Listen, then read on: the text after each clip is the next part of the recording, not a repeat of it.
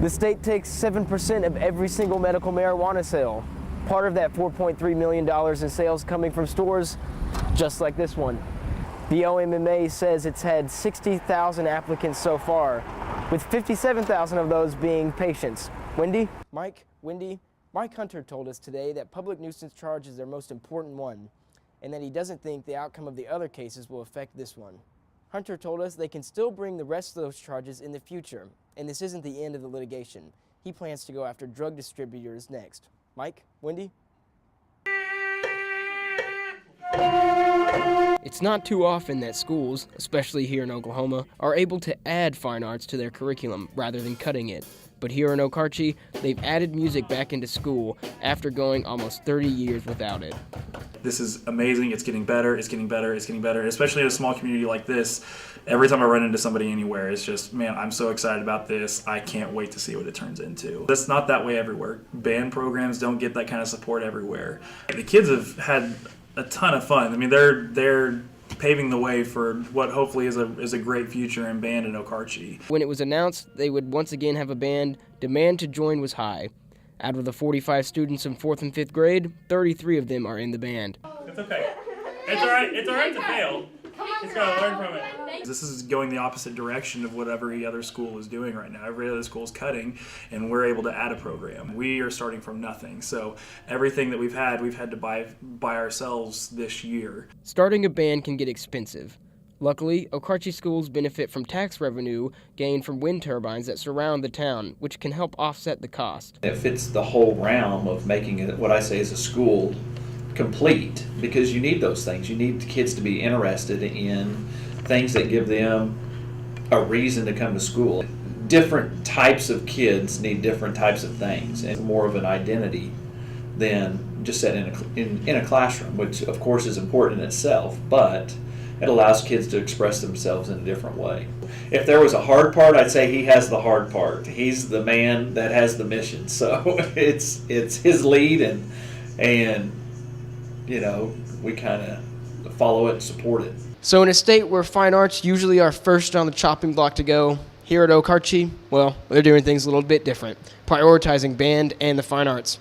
Adam Seibel, OU Nightly. The buzz of a table saw. Banging of hammers. Or the hum of a drill.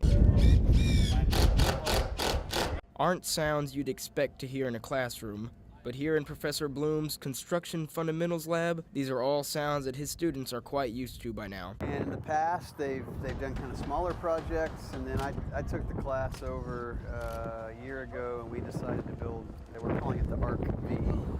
It's a play on RV. I'm not a cubicle person. I'd rather be hands-on, so I think if you're definitely a hands-on learner and you like building things and seeing things come to life. In addition to learning how to put up a wall slab or cross-brace a wooden frame, there's another important lesson students learn in Professor Bloom's lab: teamwork.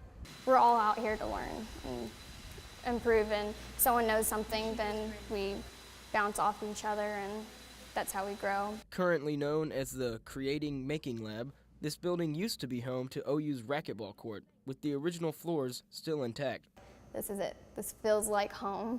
I've absolutely loved every moment of it. Near the end of May, the College of Architecture students will also design, build, and then donate a playhouse to a family in need. Known as the CASA Project Playhouse, Professor Bloom is hopeful that other colleges here at OU will get involved in the future. So with what once used to be a racquetball court in the 60s now being repurposed as a carpentry lab, I guess the carpenters of today and the racquetball players of yesterday aren't that different after all. They both like to hammer spikes. I'm Adam Seibel, OU Nightly. The Norman Earth Day Festival is the message that truly makes this festival what it is, promoting sustainability and educating the public on Earth's environment, with climate change being a hot topic this year. This is happening not just here in the United States, but it's happening all over the world. And it's going to affect everything we're doing. It's doing it now. Along with buying an electric car and having solar panels installed at his home, Prescott worries that not enough people are doing their part to help the Earth's environment. Too many people my age have just totally ignored it. Some of them may be worried about it, but they think I'm going to be gone. They're worried for their grandkids. I'm worried for my grandkids. Despite grim predictions about what climate change may bring, students from Irving Middle School are taking matters into their own hands. We're trying to put solar panels on our roof and spread it across Norman, and we want people to be jealous and try to help the environment even more.